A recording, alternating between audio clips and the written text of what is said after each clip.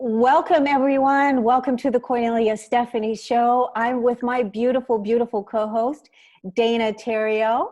Welcome, Dana. Hi, Cornelia. It's wonderful to be here with you. I am so excited about today's show because we have an amazing superstar guest that's here with us today. But before we get started, I just want to say, are you so overwhelmed with gratitude like I am? I'm overflowing with gratitude. So overflowing. Overflowing, overwhelmed. And we want to talk a little bit about gratitude because our number one success coach, Jack Canfield, says that when you are in a state of gratitude, you are in your natural abundance. And this is the perfect way to be present in this present moment and then also roll out the show. I'm so excited because you and I have been manifesting this show for the last 6 months. We've been manifesting this show using the law of attraction principles that our number one success coach teaches. And I want to talk a little bit about how we came to be, how that show came to be. Do you remember? Yes. Well, I want to thank you and honor you, Cornelia, because you poached me when I was in this long, dream incubation period. We had met a while ago. I didn't feel ready. Like Jack says, it just takes one person, one choice to make a difference. And you really, ushered me in, held my hand. And so it looks like this is all just appearing, but really we've been planting the seeds behind the scenes for this harvest right now. So this has been a long time happening. Yes, and I remember when you were in Mexico, you were with Jack Canfield, and you had texted me and said, I'm with Jack Canfield in Mexico. You were doing your book review, you were writing your book with your book coach. And I said to you, well, you have to get Jack on the show. And you said, well, I can't do that. There's too many people around him. There's too many people. I can't do it. And I said, Dana, I said, everything happens energetically first. So let us move into the dreaming big, because we are dreaming big. We're making our dreams come true. This is what we're doing with this whole podcasting world and online world, and what we're doing in the world, influencing people into their true abundance. And you said, okay, I'm ready to play big. And then you said, let's role play. So we role played the scenario. That's how it played out. And then next thing you know, you texted me and you said, I did it.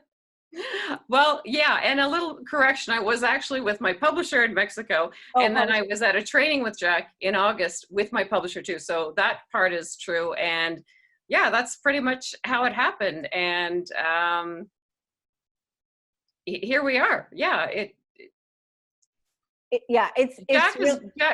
just want to say Jack is really doing me a solid. You know how they say we hang with the aspirational people, then we hang with our peers, and then the people that we coach and we lift. Jack is a sought after speaker. And I know that he is so kind and so humble and so generous. And I just really am grateful that he's here with us, because he could be anywhere in the world at this holiday season and he's here with us. So I'm really grateful. I'm so grateful too, because this was another manifestation, because we didn't realize until 2 weeks ago that Jack was coming on. All of a sudden, when we got the email, we didn't even have any more shows lined up, because all the shows for this year had already been played out. We have Dr. Christiane Northrup coming up this Friday. And so all the spots were already filled, but we moved heaven on earth in order to make this happen. And that's why this is another so exciting full circle for both you and for me as well. So I'm so grateful. And before we go on, I just want to say, I experienced, as you know, Dana, a hit and run accident. I was in a hit and run accident the other day, and I was so shaken up that, my car was damaged. The gratitude I feel for my life, and that I'm here, and that I didn't get hurt, and that I'm able to facilitate this call and be part of this magnificent experience here on earth. It's just another huge gratitude moment for me. So thank you so much for all of you. Thank you, Jack. And I want to hear about, you are going to introduce us to Jack. Yeah, I want to say I'm so grateful that you're okay. And Jack teaches too that to attract more abundance, to be in a state of gratitude. I'm in Florida here with my daughter, and she's been, as they say in the theater, she's been bitten by the bug, with a performing arts bug. So it wasn't ideal time to line it up to think that, oh, but you know what? Jack teaches us that we have to be ready to receive. So we're making it work. And here you are, you just came back from Hawaii. You just got out of this hit and run accident. So we're just so grateful. So I think it's a sweet setup to talk about the gratitude. And Jack, we're going to introduce you. You need no introduction, but just to give a bit of backstory. So Jack Canfield, known as America's #1 success coach, is best-selling author, professional speaker, trainer, and entrepreneur. He is the founder and CEO of the Canfield Training Group, which trains entrepreneurs, educators, corporate leaders, and motivational individuals how to accelerate the achievement of their personal and professional goals. He has conducted live trainings for more than 1 million people in more than 50 countries around the world. He holds 2 Guinness World Record titles and is a member of the National Speakers Association Speaker Hall of Fame. Jack is the co-author of more than 200 books, including The Success Principles, How to Get From Where You Are to Where You Want to Be, The Success Principles for Teens, Tapping into Ultimate Success, Coaching for Breakthrough Success, The Success Secret, The Power of Focus, The Aladdin Factor, which was a game changer for me in the wilderness as a fresh university grad, and Jack Canfield's Key to Living the Law of Attraction. And of course, the Chicken Soup for the Soul series, which includes 40 New York Times bestsellers and has sold more than 500 million copies in 47 languages around the world. Jack is a featured teacher in the movie The Secret and has appeared on more than 1,000 radio and television shows, including The Oprah Winfrey Show, The Today Show, Fox and Friends, Larry King Live, and the NBC Nightly News and the CBC Evening News. Jack is also the founder and chairman of the board of the Transformational Leadership Council, an international organization of the top transformational leaders in the world. There you have it. That is Sir Jack Canfield, as I like to say. As Jack says, he's been knighted. So welcome to the program, Jack. We're so grateful to have you here. And I know Kornelia has been a longtime fan too. So I'd like to give Kornelia a chance to share her story on all things Jack Canfield in Kornelia's world. Welcome to the show, Jack. This is like a full circle moment for me also, because I first heard about you, not from the Chicken Soup of the Soul series, but through influencers that I was involved with when I first left the corporate world. And that was Janet and Chris Atwood, when I became a passion test facilitator with Janet and Chris. And that is how I fell in love with Jack Canfield, through Janet and Chris, because you were our household name. We talked about you all the time, in our passion test certifications for discovering our passions. And so that was my first introduction to you, and it was so great. And then over the years, I've met so many more people that, like, for instance, I've had Martin Root, one of your beloved friends, had him on the show here on the Kornelia Stephanie Show with his Heaven on Earth project. And so many people sing your praises, and everyone says this one thing about you, Jack, and that is how absolutely kind you are. It's a common thread with all the people that sing your praises and that know of you, is that you have spread your kindness, this universal principle of kindness, the cell being of who you are. That is what all people seem to have experienced with you. And so for me, it's a full circle moment, ending this decade, beginning this brand new decade at this special moment in time. Full homecoming with Jack Canfield. So thank you so much for being here. Oh, you're welcome. Thank you for all these kind words. I'm going to have to send out a shorter introduction. Half the show was the introduction. But thank you for all that. I appreciate it. Makes me feel good. Good. All right. So Dana, why don't you go ahead and start talking to Jack about some of those beautiful questions that we formulated? I will do that. I wanted to say the kickoff of the opening ceremonies here for the Performing Arts program here at Disney World with my daughter, they had a celebrity come out and share with the kids that the number one takeaway was to be kind to others and be kind to yourself, because if you are not kind to yourself, you are either not going to make it or not have a good time. And that just speaks to the platform that Jack has, that with that song, Humble and Kind, that's what I think of with Jack. So you I'm can't, glad you shared it. You're at this, I wonder what the Mickey Mouse ears, now they make yeah. sense. Yeah, in the spirit of play too. Yeah, that's Yeah, what, yeah, and Disney World is right here. It's great. So, very good. um, Jack, I know that you were a featured teacher in the secret, and so much has happened with so much time that's passed since it was originally released. Would you please share with us, Jack, what has evolved? What have you learned and discovered since the original release, and what truth has remained timeless?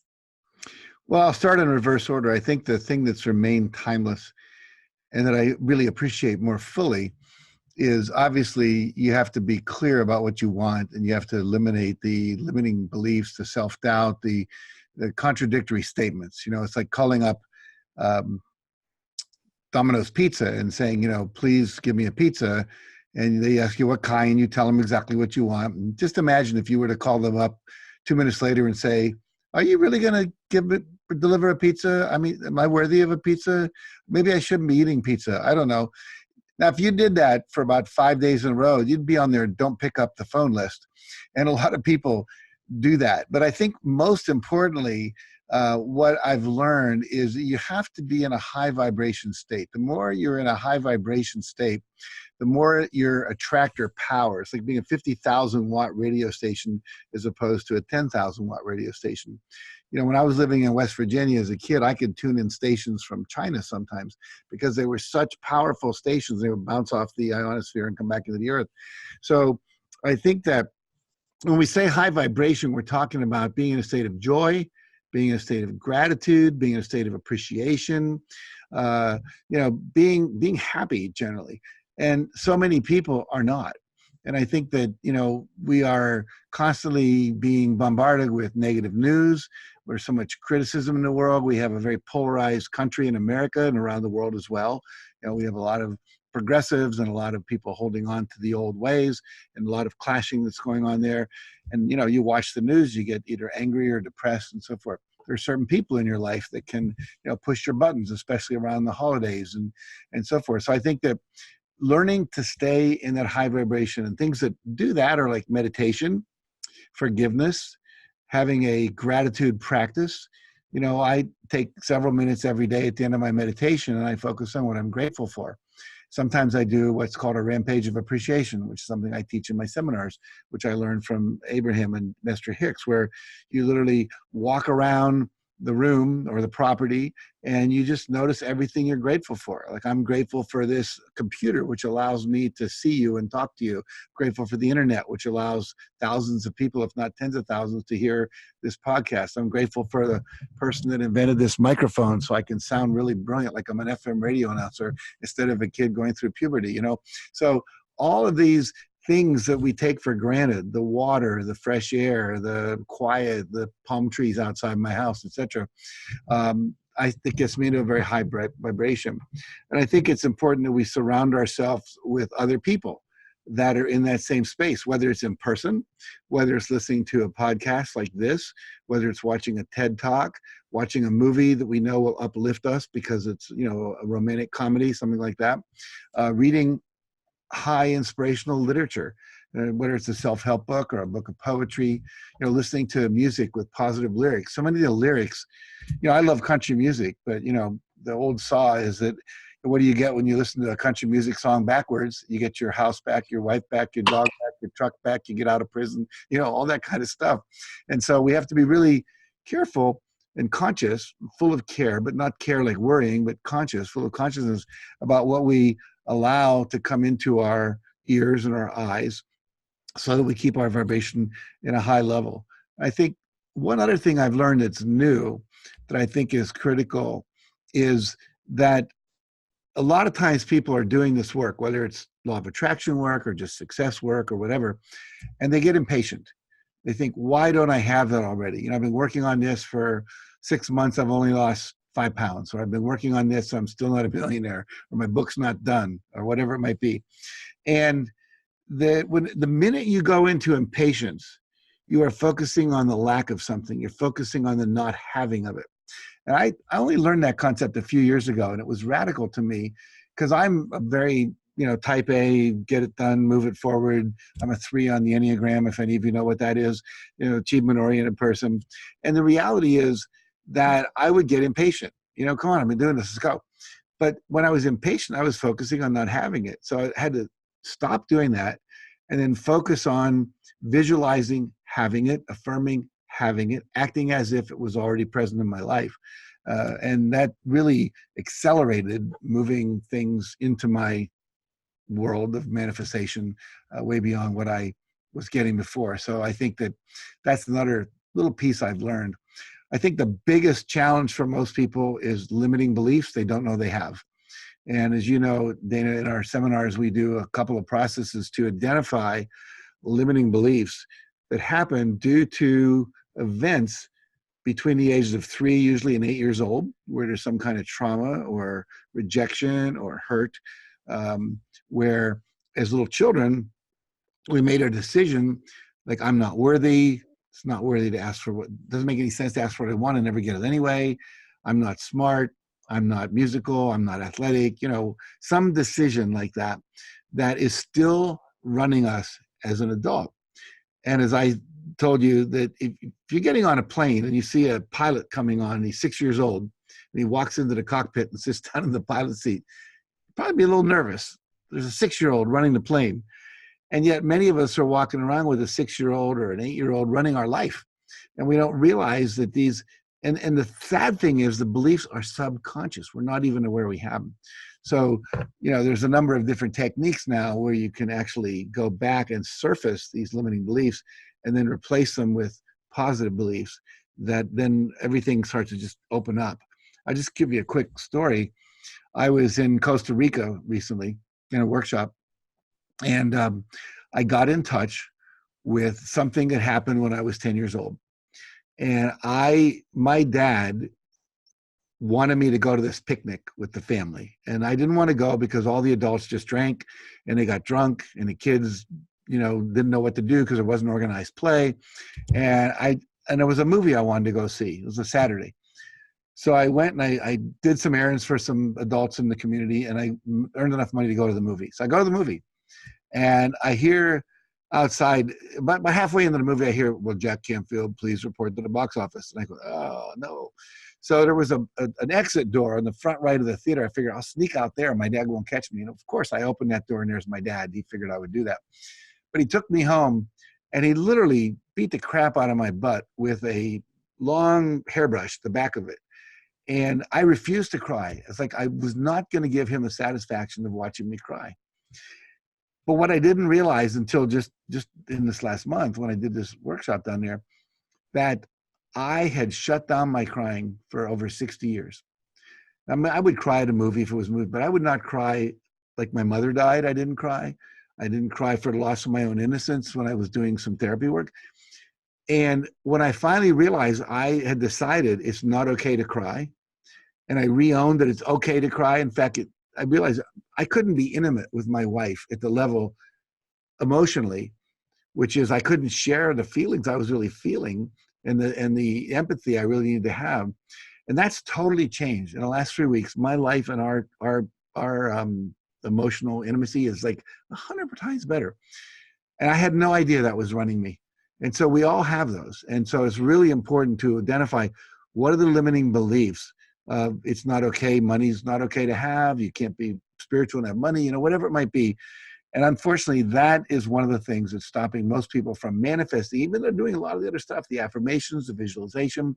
But there's this underlying negative blockage that's stopping the waveform of your desire going out and being manifested back. I know it was a long answer, but I hope that was useful. Yeah, it sure was. Thank you. And it's all subconscious. And I know because of this retreat that you went to in Costa Rica, you started a new Break Free series that you Yes. have an invitation for people in January. So I signed up for that today. Thank you. It's all subconscious. And you know what I love about you, Jack, is that would you like to share with us how old you are? How many candles on your cake this year? 75. I'll be 76 coming August. Yeah. 75 years, and you're still going to these training retreats. You're still evolving, still always going to optimize your human potential. That's really admirable. I mean, I've always appreciated your great body of work, and I admire you as a human being, just the way you live your life. You're still going, and we both have a love of books, but I've heard you say before that in addition to the books, going to live events really makes the difference. Well, I've actually said if I had to live my life over, I think I've read over 3,000 books. I counted them up one day, just going through my library for being obsessive compulsive, I guess, but I did it. And I think if I'd read 1,000 books and taken more seminars, I'd been better off. Like I learn best when I'm in a context of other people and I see it done and I'm experiencing it and you're experiencing it. And one of the things that was talked about in the movie The Secret is the power of an intention is the number of people holding the same intention at the same time squared. So if you and I are holding an intention, the power of that is 4. If the 3 of us are holding the intention, it's 9. If 100, it's 10,000. So by being in a live workshop where everyone is focusing on the same thing, it's much more powerful than just working by yourself alone. It can still be useful, obviously, but I think it's, for me, I think I would have liked to have done more seminars, more trainings, more workshops, and maybe read less. Because if you ever had this experience, you find a book you read maybe 5 years ago, you open it up, you see all these things that are underlined and marginal notes, you can't remember any of it. You go, my God, I read that, I forgot all that. Which is why I also say if you read a book, I'm going to put this in my next book. The first page is going to say, don't read this book. That's all it's going to say. Then the next page is going to say, don't read it, study it. And what the point is, we've all read a book and forgotten it, but if you study it, and my mentor, W. Clement Stone, taught me years ago, read a book 6 times.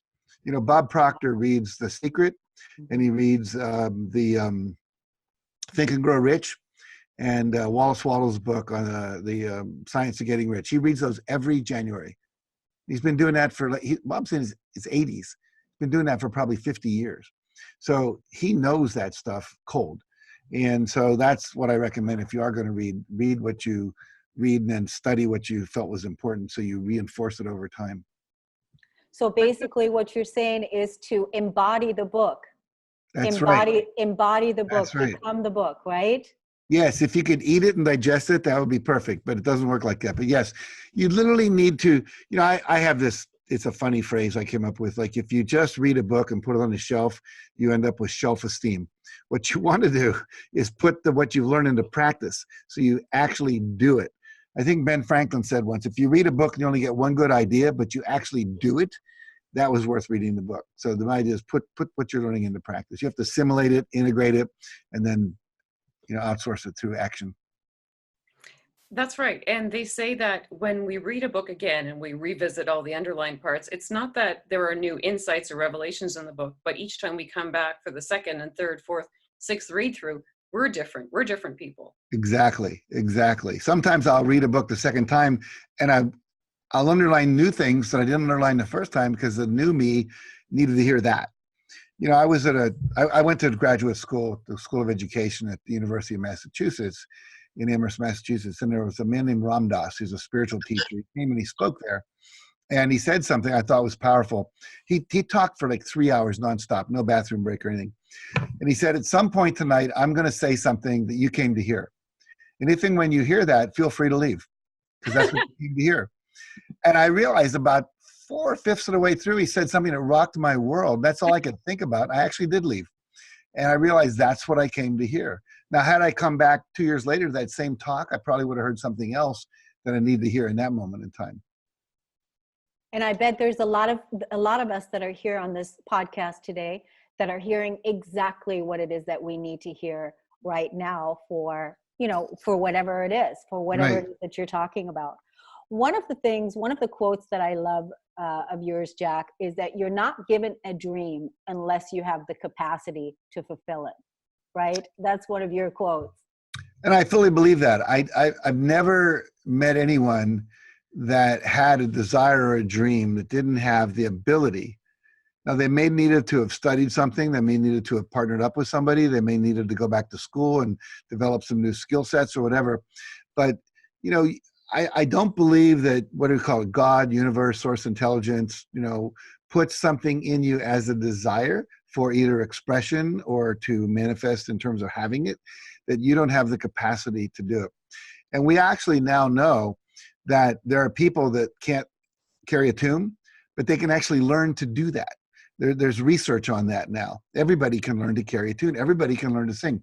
My wife just finished literally a week ago something called The Songwriter's Journey. Two cool guys called the Brothers Korn. They're amazing.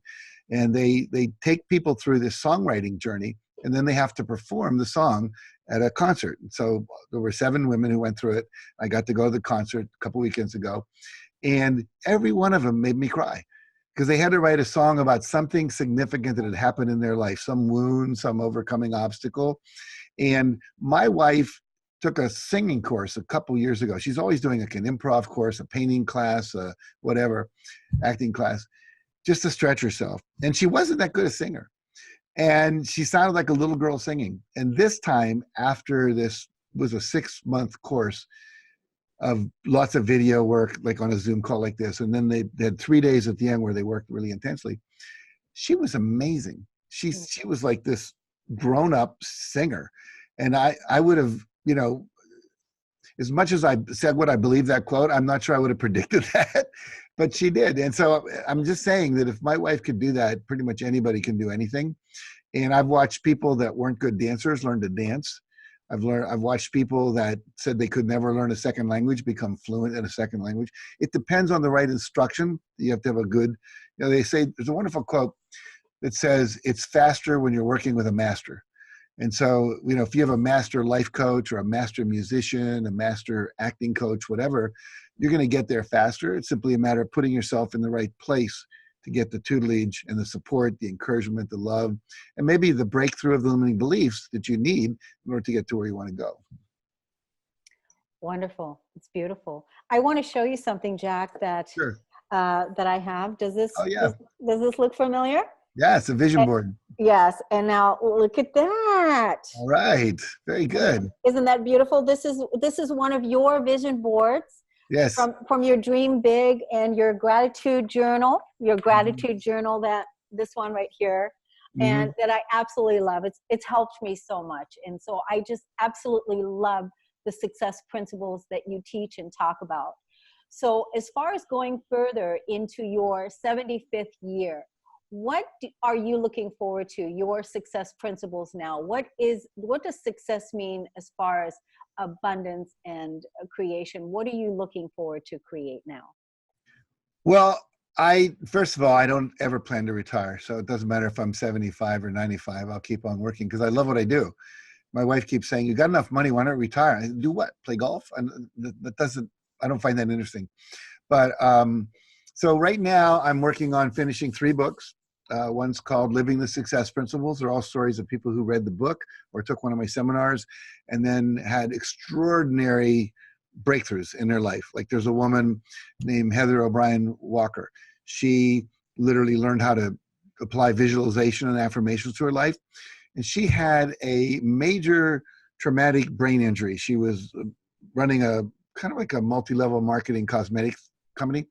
And someone left a box on the floor in the warehouse and she tripped over it and she hit her head on a metal cabinet or shelf on the way down. Then she hit the floor and her head hit again. She was out conscious. When they found her, they took her to the hospital. They had brain damage. The doctor said, you'll probably never walk again normally. You may not talk again normally. And her boyfriend reminded her about the visualization and affirmation from the book, The Success Principles, and also The Secret. And so she started visualizing walking. And she walked out of the hospital several months later. Blew everyone's mind. Now, the sad thing was that about 2 weeks after that, she was in an automobile accident where this car slammed the side. She was in the passenger. Her head went up against the passenger window. Second traumatic brain injury. Back in the hospital. Doctor said, now it's for sure you're not going to walk. she started visualizing walking down the aisle because she was engaged to this man who was reminding her to do this. And literally, I have a picture of her in the sand. I think it was in Santa Monica, walking on the beach to her, up to the altar to get married. And I always tell everyone, her last name is Walker. You should have known, Heather Walker, But so there's like stories like that. There was a guy who was he and his wife could not get a baby. They went to every fertility thing you could possibly do. Nothing happened. And so finally he realized, he was reading my book again, and it said, take 100% responsibility for everything. He was blaming everybody, God, the universe, the doctors, his wife, whatever. And he said, have I really done everything? He said, I remember once reading that if you're overweight, your sperm count could go down. So he lost 60 pounds. And I have a picture of him holding his baby, So the book is full of stories like that, which are really fun. And then I'm writing a book on getting unstuck, like it's a process for unpacking these limiting beliefs. And that's going to come out probably in about a year. And I'm writing a book called The Power of Wow. How do we create wow experiences for our clients and customers? And it's really amazing the stories we found where people, when they do that, you're more abundant, everything works a lot better, people talk about you, etc. So that's that part of my life. I'm also have a goal to train 1 million trainers to teach the success principles work by the year 2030. So right now we're about 4 years into this process, and I'm now beginning to identify people I want to train to be trainers of trainers, because I can't do all the training. There's just too many people out there in the world. So I want to have a trainer in India, one in China, one in Japan, one in every country.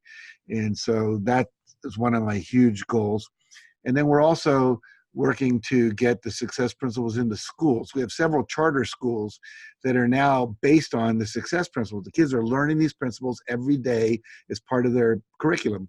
And so we're developing a curriculum that can go nationwide, and we're getting that out. We're raising money from foundations and so forth. So that's a huge goal, because I started out my career as a high school teacher, and I became more interested in why kids weren't motivated to learn than I was in teaching history. And that's what originally got me into this. So that's me coming full circle back to wanting to make that difference in the world. Beautiful, beautiful. I love what you're sharing. I definitely want to hear more information about becoming one of your success coach facilitators. I'd love to hear about that. So Great. definitely. And could you give us some information of where we can go to the website and sign Sure. up? Sure. So we have 2 programs right now. One's called Train the Trainer. It's a live program. It starts in April of this coming year, and then there's a week-long training, 7-day training, and then there's lots of calls and online stuff in between, and then a week in November, I believe it is. I think there's only about 10 spaces left in that one for 2020. And then we have a Train the Trainer online program, which you can start anytime and you can finish it as fast as in a week. You can take a month, or you can take a year to finish it. It doesn't really matter. You just have to go through all the modules, and then there's a little test at the end just to prove you did it. And then you get certified as a Canfield Success Principles trainer. If you come to the live version, you get certified as a Canfield Methodology trainer. You're just better trained because you're live. You get lots of feedback. And so now then the next thing we'll be developing out of that category of people are the senior trainers who will be training trainers of trainers. So all that's available. You go to www.jackcanfield.com, and there'll be buttons across the top. You just hit the one that says trainings or events, and it'll take you to both of those. Great. Thank you so much for sharing that. Well, thank you for asking. Yes. All right, Dana, what do you got? What else do you got? I know you've got some amazing questions. Well, I did get the t-shirt. I got the t-shirt. I'm 1 in a million. So I look forward to going on and completing that training too. And this is the book here. This is a wonderful book. And Brian Tracy talks about it, I believe, application orientation. So if we don't apply it, then it just becomes, as Jack says, the self-esteem. So we've got to take action towards it. You shared some nice success stories. I mean, our series is called Handle the Lump, Heal Your Life. So it's about handling the lumps and bumps of life. And like you say, I don't want to hang with the Ain't an Awful Club. I just, on a healing journey, I wanted to hang with some positive people. That's why I so enjoyed all your mastermind people because, you know, your vibe attracts your tribe. What would you say, Jack, for anyone So on a healing journey to apply you, to? you just gave me a new quote. I never heard that. Your vibe attracts your tribe. Thank you for that. Oh, that That's can't good. be new to you. That's a rinse. I never heard that before. But what I love about those kind of things, you know, is that they capture so much in a sentence, and because they rhyme, the brain remembers them. Go ahead and So write it down, Jack. I'm going to do that. Vibe attracts your tribe. Yeah, that's beautiful. I love that too, Dana. But you Anyway, can write this one down too. This one is mine from my book. It's all universal. Nothing's personal. It's all vibrational. So ah, something like that. very But good. I like that. yeah. All right. Anyway, I interrupted you. I'm sorry about that. No, not at all. You gave us some great illustrations on people that were healing, and the lady walker that was walking for her wedding. So more on the human potential for human health. Is there any one takeaway that you would recommend for someone who's really trying to heal right now? Would you say visualization's the go-to?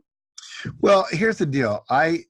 People ask me this all the time. If there was one principle, what's the most important principle? If there was one thing you could leave us with, and that's like me asking you, if we could only keep one organ in your body, which one would you keep? True. You know, and you might say your heart, but then without your liver, your lungs, your kidney, it would not work. So what I really teach, Dana, is a system of things that when they all done together produce the result. So if you're focusing on health, the first thing you have to do is, number one, believe that health is possible. A lot of times people give up. They think they can't get healthy again. They're too far gone. You know, their cancer's too developed, whatever it might be. I'm too overweight. It would take forever to lose 200 pounds, you know. So the first thing is to believe it's possible, and then to have a clear goal. What is my goal? What does health mean for me?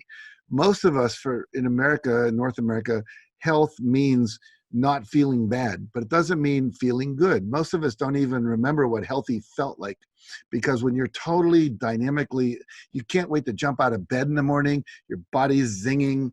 You know, there's a kind of a feeling I get after working out in the gym where I've been lifting weights and doing aerobics and all that, and my whole body's vibrating, you know.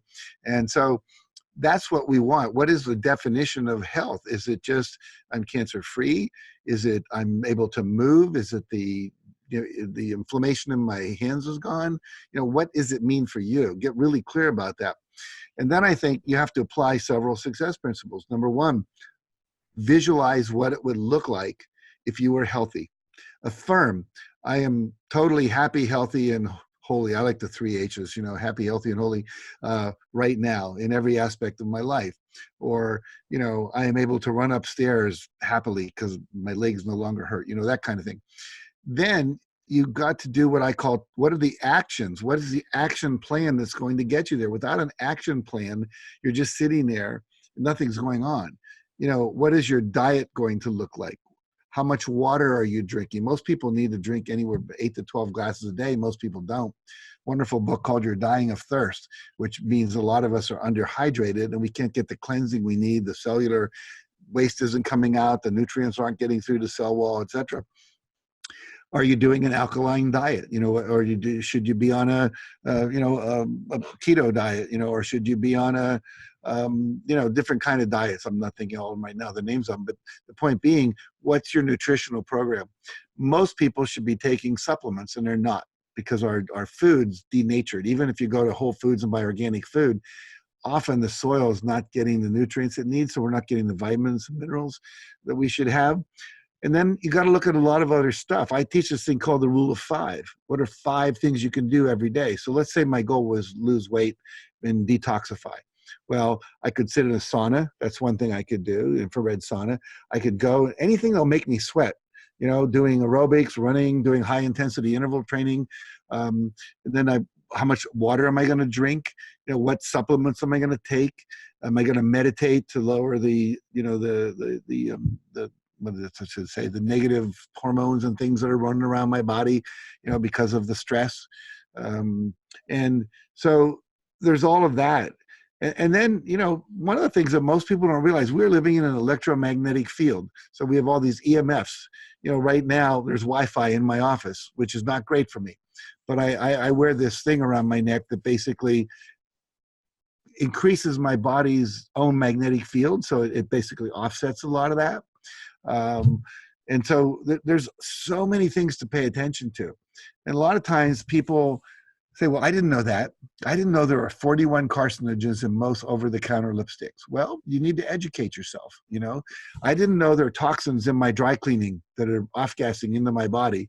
You know, I didn't know all the cleaning solutions I was using in my house were creating toxic impact, you know, the carpeting, the couch.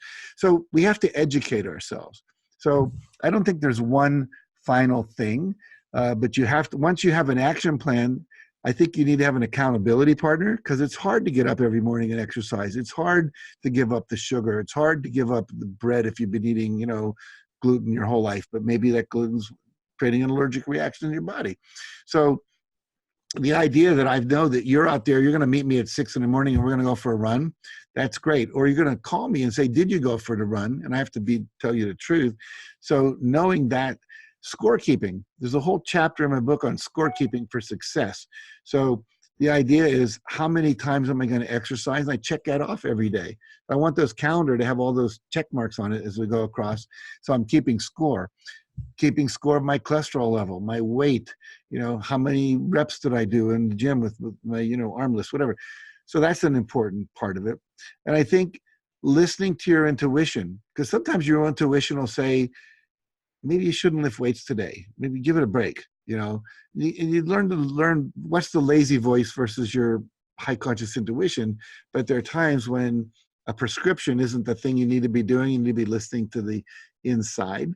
And then I think finally, perseverance, just never, ever give up. You know, one of the things I've learned about any kind of health regime or fitness regime is you immediately get a real big bump and then it flattens out.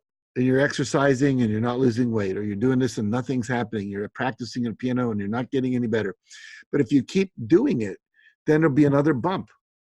And then that'll level off. And then another bump and that'll level off. And so many people, instead of knowing that, because they don't understand how growth occurs, they quit when that leveling off occurs. Or they say, well, I picked the wrong exercise. I'm going to do yoga instead of Pilates, or I'm going to do Pilates instead of, you know, aerobics or whatever. And they never really sustain anything long enough to get the full impact. So again, that's a long answer, but I think you have to pay attention to all of that if you're really going to have a healing effect. So you can take the Success Principles book and apply those principles in order to anything, whether it's losing weight, getting rid of a disease you don't want, getting rid of your inflammation, being able to run a 10K, and it will work. Yes, thank you. You're right. And in this wonderful book, you talk about really it's the power of sequence. And at some of your live trainings, some of the participants have shared how they have gone through chronic illness or disease by following the principles. So what you mentioned that really works, the power of 5. I really like that. There's no going to bed unless we check off these 5 things. Right. And the 2 things that I like are the visualization in the morning and before bed. Sometimes I just have a hard time just to get the motor going, and I just visualize, and it really helped me with the writing of my book. I just imagined myself on the other side. It fuels the feelings, as you say. It really does help. Well, 2 things for people who are listening or watching is this. A lot of people don't visualize correctly. And when you're visualizing, a couple things are important. You want to visualize what you would see out of your eyes. So don't see you out there running. See your feet going along the path, see the birds, see people running next to you, see the tape being broken as you cross the finish line, see your image in the mirror, look down, see your weight on the scale. So you're coming from inside out.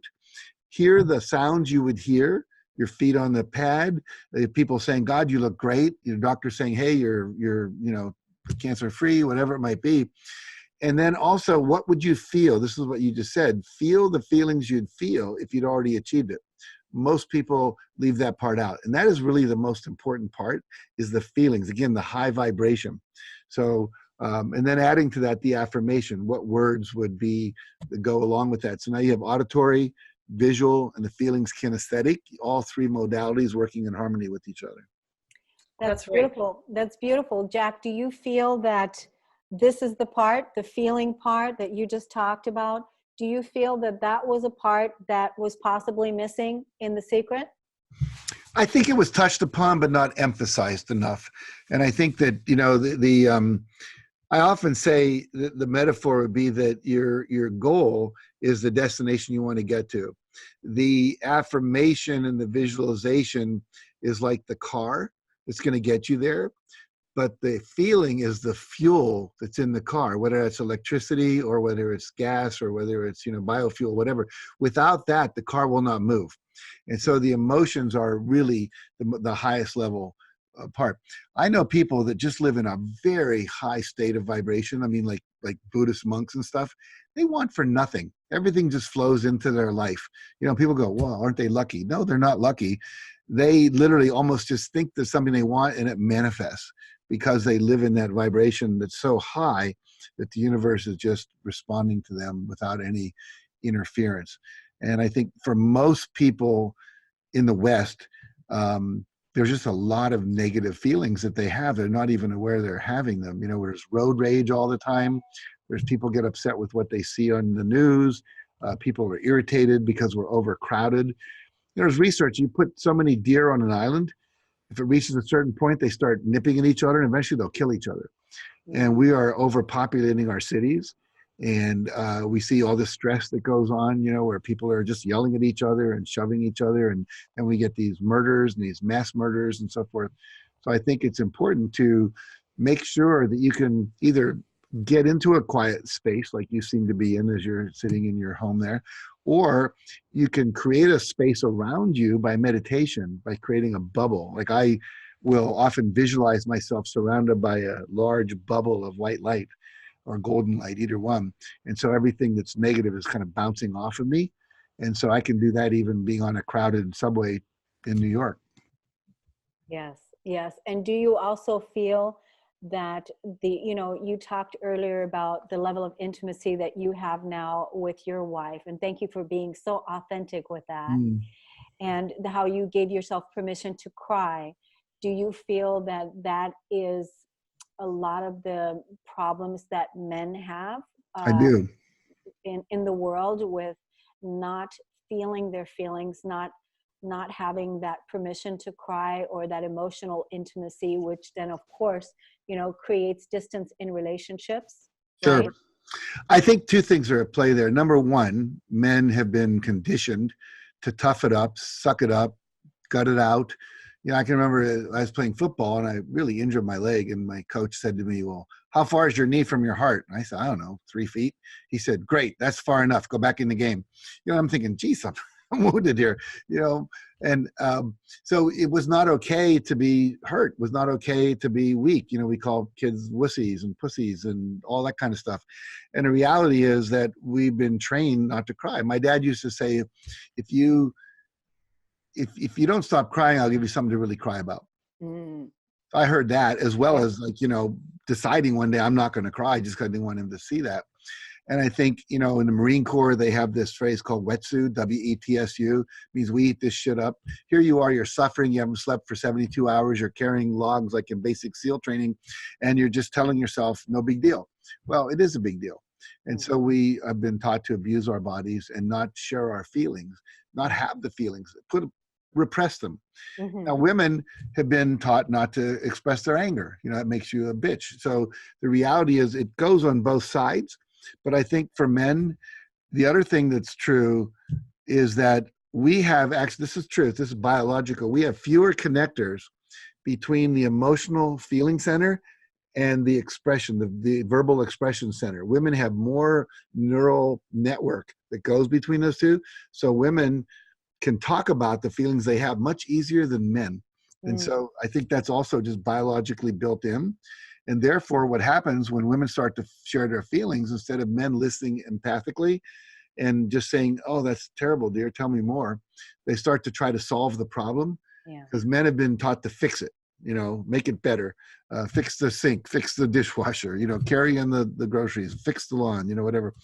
And I think that conditioning is part of what we think we're supposed to do. And I think John Gray and Men Are From Mars and some of the other people are out there have made it really clear that women and men process their emotions differently. Men tend to go off in their cave and feel the feelings and then think about it and sort it out. And then they'll come back with a summary statement. We were talking about moving. I think we should. And you're going, well, wait a second. How did you get there? Women want to talk about it. Well, if we move, we're into this, the kids will lose that, and they won't be in the football team, and she'll won't get to be in a cheerleading squad. And all that, you're talking about it, and eventually you come to the point. Whereas men go off and they come back and they figure it out, and they just tell you the bottom line, and you're going, wait a second, I want more. So it's kind of built into the way we process, but men need to learn to share more, to be more vulnerable, and to, it is vulnerable for men. And women need to, this is the other thing. My wife used to say, you don't share enough. And then I'd share something, and then she'd get mad at me for feeling that. I said, well, great. And that makes me want to share things. So when men do share things, I think women or other men need to basically hear it and not pounce on it right away, because I know that for me was challenging. But I think intimacy, I love the phrase, into me, I see. The more self-disclosure we have, the more self-awareness we have, the greater the intimacy that occurs. And women are hungering for that in today's world. It's just not there. And I'll share this. I was just with my son. This is, we're doing this at the holidays. You've got the tree behind you there. And my son came back from college, and he said, I told him about my breakthrough, about crying and everything. And I apologized to him. I said, you used to watch this TV show called Real World. And I said, there was nothing real about it. There were these kids in their 20s living in this apartment, like a hotel in Vegas, all paid for, partying at night, no responsibility. There's nothing real about that. And I remember he said to me, but Dad, they talk about their feelings. I love them, hear them talk about their feelings. And I dismissed that as unimportant. And I realize now he was telling me, I need to hear about feelings. I need to talk. And I wasn't there for him that way. And we shared that just literally 2 days ago. And we had a little breakthrough, a little healing occurred as a result of that. That's a sweet story. Thanks for sharing that, Jack. And it's funny because I think of you as always leading with heart and humility and authenticity and transparency. You always say, be transparent, tell the truth, and tell the truth faster. So you can, and I believe that. But if you're not aware of the truth at a deeper level, see, I think Gerald Ford as a president was very transparent, but he was not very self-aware. So when he shared, it wasn't a profound sharing. Whereas other presidents we've had who were more in touch with their feelings, let's say John Kennedy perhaps, there was just more charisma coming through because there was more awareness to share. So transparency without awareness doesn't really move people. Does that make sense? Yeah. Yes, therein lies the difference. Thank you for discerning that. And I'm so glad you brought up empathy. We spoke about this before, you and I did. Like your wife, we're both empaths. And for you identify, I didn't know, you said you are an introvert by nature, but you are a situational extrovert. Tell us, Jack, about empathy, the importance of empathy in the new leadership in the new decade. Well, there's a study done every year where they ask about 2,000 managers and more than that employees about how they would rank order the following things as motivators. And the top three that the employees always say is feeling in on things, an understanding attitude, and what was the third one? Appreciation. The managers rank those as the bottom three. Yeah. They said there would be, amount of pay, opportunity for advancement, those kind of things. And so people want to be understood. And that understanding attitude comes from having empathy. I'm willing to listen to you. I'm willing to hear you out. I'm willing to understand you've got a challenge right now. A lot of people, people have said things like, I know you're pregnant, but suck it up. We have to get this year-end thing done. And this woman's about to go into labor. It's like, that's not empathic. And the other thing is people will often have great insights to improve the company, to help the cause that we're trying to, promote, sales, production, whatever it might be. And the leaders don't listen. It's kind of my way or the highway. And so research has shown that when the leader is a listener and they listen to all the input and then they take that input, they're much more informed to make a better decision. One of my friends is a consultant for the Ford Motor Company. He works with, the CEO of Ford Motor. and all of his clients are Fortune 100, company executives. And he does this process where he's teaching them to ask people for advice. So most leaders don't want the followers to know they don't know something. So they're afraid to ask them. And so then it'll make me look like I don't know. And if you challenge me, it also can confront my belief that I'm not enough. I don't know enough. And so like my wife for years, I'd say, remember to, get gas. Your car's low. It's on almost empty. And she'd go, what do you think? I'm stupid? But she had this limiting belief that came from her childhood that she was stupid. Now she's not. She's one of the smartest people I know. Jack, yes. We have about 2 minutes. Okay. We have about 2 minutes. So I just want to open that up and just let you know. Okay. So I'll just end with this, that basically when leaders ask their employees for input and listen, they're much more effective. And when they listen to their employees' feelings, then the employees have loyalty. They don't need like raises. They don't need all that. They would never work anywhere else because the culture is so encouraging. That's Jack Canfield. Thank you, Jack. I wanted to ask you, one time I heard you say from the stage, no woman should move like anything less than a queen. Do you recall that? Can you expand on that, please? 1 minute, 1 minute. Two things. Number one, when you stand up straight, people respond to you. And we also know that when you move your body, it affects your attitude. And so if you stand up straight, you have more confidence, you have more auxiliary energy going out, you're more charismatic. And I think every woman needs to own their divinity. Every woman is a potential queen. Every man's a potential king. And we're meant to live in that divine royal relationship with each other. Thank you so much. Thank you so much, Jack Canfield, Dana Terrio, our beloved audience. Thank you, everybody. Happy holidays. Happy holy days. Till next time. Thank you so much. My pleasure. Thank you. Thank you.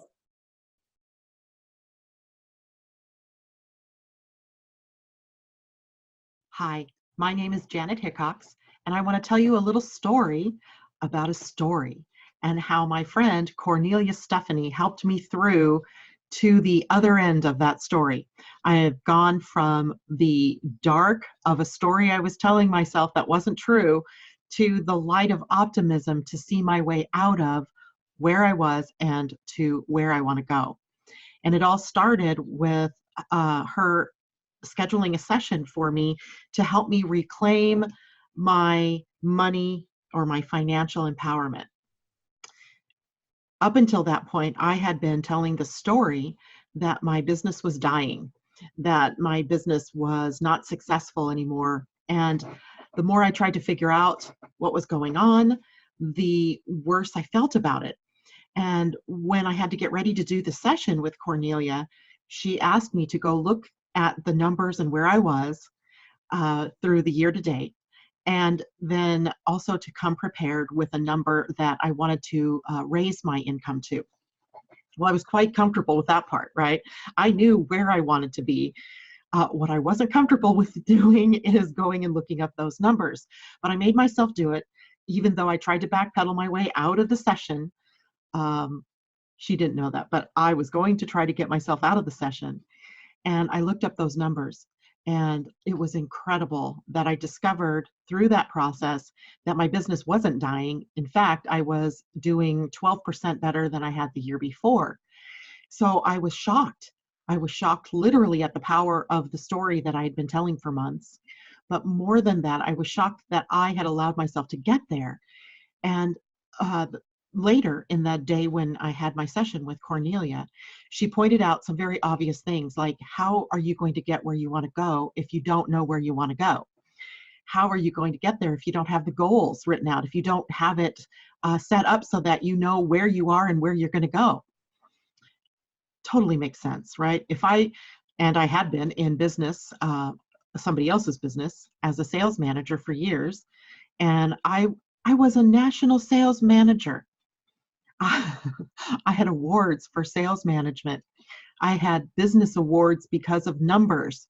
And yet when it came to doing my own business, I totally forgot all that I'd ever learned. So by the time Kornelia, working with me in just one session, got me to look deeper at the numbers and where did I want to go and actually, claiming where I wanted to go, I was filled with a sense of optimism and hope like you can't believe. It was like everything shifted for me. And I am so looking forward to our continued sessions to see how far I can really push myself to get where I've only dreamed of being, where I've never taken the dream and actually brought it into concrete existence. So thank you, Kornelia, for the work that you're doing out there. I appreciate it, and I can't wait to see where I go from here.